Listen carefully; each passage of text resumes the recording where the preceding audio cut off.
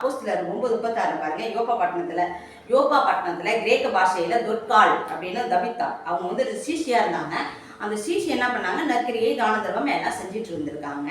அப்ப அவங்க என்ன பண்றாங்க, அந்த சீஷி வந்து அப்போஸ்தலர் 9:37 அவங்க வியாதிப்பட்டு மரணம் அடைஞ்சிட்டாங்க. என்ன பண்றாங்க, அவங்க வியாதிப்பட்டு மரணம் அடைஞ்சிட்டாங்க. அவங்களை குளிப்பாட்டி மேல் வீட்டிலே கடத்தி வச்சிருக்காங்க. அப்ப என்ன பண்றாங்க, பேதுருக்கு 2 மனுஷரை அனுப்பி பேதுரை வர சொல்றாங்க. பேதுரு வந்து அப்புறமா வராங்க.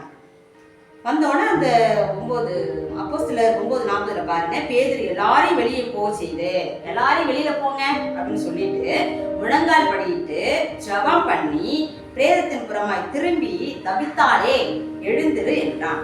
அப்பொழுது அவள் தன் கண்களை திறந்து பேதுருவை பார்த்து உட்கார்ந்தார். எப்படி பாருங்க, அவங்க செத்து போயிட்டாங்க, மரணம் அடைஞ்சு அவங்க வியாதிப்பட்டு மரணம் அடைஞ்சிட்டாங்க. அவங்களை குளிப்பாட்டி மேல் வீட்டில் வச்சுட்டாங்க. பேதுருவை வந்து வர சொல்லி 2 பேரை அனுப்புறாங்க இங்கேருந்து. அப்ப என்ன பண்றாங்க, பேதுரு 2 மனுஷரை அனுப்பினோடனே பேதுரு வந்து அங்கேருந்து வராங்க. பேதுரு வந்து அந்த யோப்பப்பட்டணத்துல இருக்காங்க. அந்த ஐநேயாவை சூப்பர்னாங்களா, அந்த இடத்துல இருக்காங்க. பேதுரு ஆள் அனுப்பி வர சொல்றாங்க.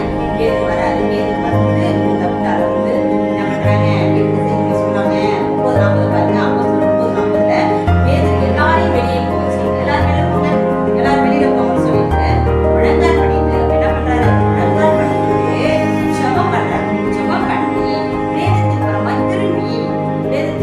திரும்பி தபித்தால வந்து அவங்க கண் பண்ணி வச்சுட்டாங்களா, அவங்களுக்கு நேரா வந்து உட்கார்ந்துட்டு இங்க என்ன பண்றாங்க, முழங்கால் பண்ணிட்டு ஜெபம் பண்ணி பிரேதத்தின் புறமாய் திரும்பி அவங்க எங்க படுத்துக்காங்க, திரும்பி பிரேதத்தின் புறமாய் திரும்பி தபித்தாளே எழுந்து.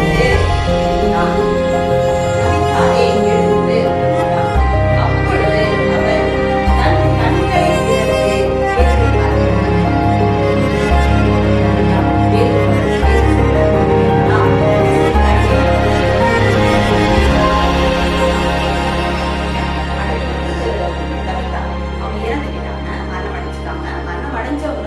உயிரோட எழுப்பிட்டாங்க. எவ்வளவு பெரிய அற்புதத்தை பார்த்தீங்களா, ஆண்டவர் எவ்வளவு அற்புதத்தை பேதுரு மூலமா செஞ்சிருக்காங்க. இன்னும் நிறைய செஞ்சிருக்காங்க. அதை அப்புறமா நம்ம தியானிப்போம். இப்போதைக்கு